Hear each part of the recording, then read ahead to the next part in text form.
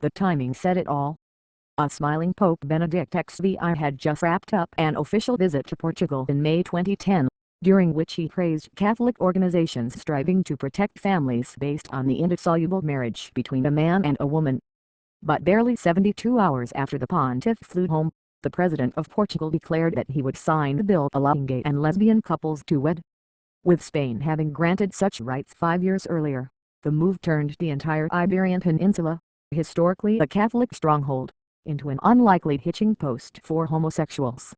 That shows the importance of the Pope's views, of the Catholic Church's views, on same-sex marriage in terms of domestic politics.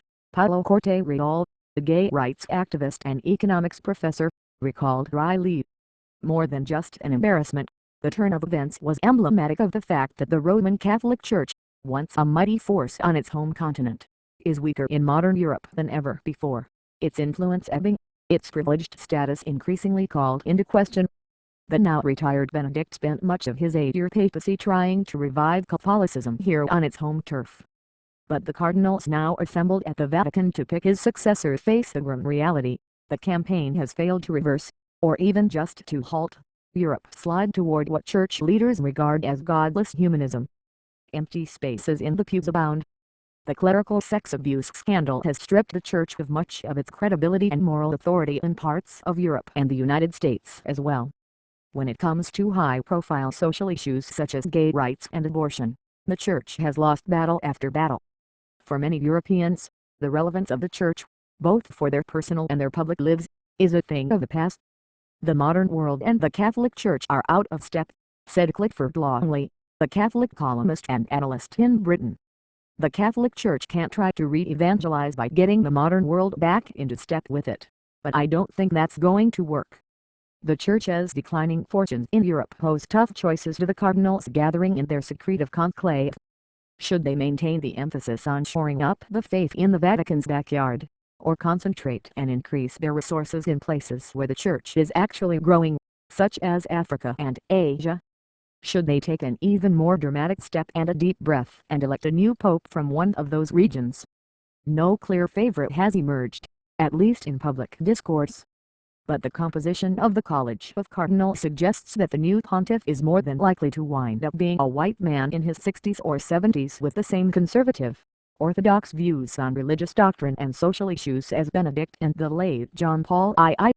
Europe, by contrast, is steadily becoming more ethnically and religiously heterogeneous and more socially liberal. That divergence helps explain why, by most every quantitative measure, the Catholic Church has hit hard times in the region. Weekly mass attendance is at an all-time low in Western Europe. Only 1 in 5 Catholics in Spain report going to a service once a week. In Germany, it's 1 in 6, and fewer than 1 in 10 in France, according to research by the Pew Forum on Religion and Public Life. I'm Catholic.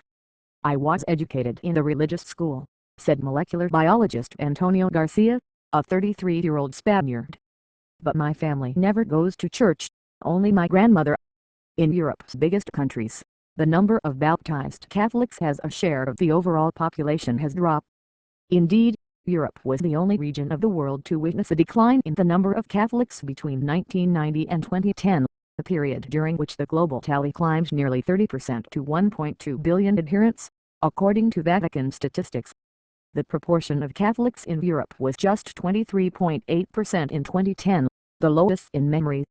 The shrinking number of the spiritually devout in Europe has corresponded with a serious loss of temporal clout for the Church, an institution that once exercised significant power in alliance with the state or even, in some cases, over and above it. Catholics and non-Catholics alike have been disillusioned by factors that, critics warn, could fatally undermine the Church's influence if it does not take steps to correct course. The sex abuse scandal, with its reports of Vatican cover-ups and insensitive treatment to victims, has robbed the Church of its moral standing in the eyes of many. In recent days, the only cardinals in Rome to speak out on the need for the global Church to address the issue have been Americans, reinforcing the impression that the Church hierarchy in Europe still refuses to acknowledge the severity of the problem. At the same time, the Vatican's traditional teachings on family, gender and sexuality no longer seem to connect with the daily experience of many Europeans. who find official Catholic strictures on such matters as birth control and a role of women in the Church retrograde and unfair.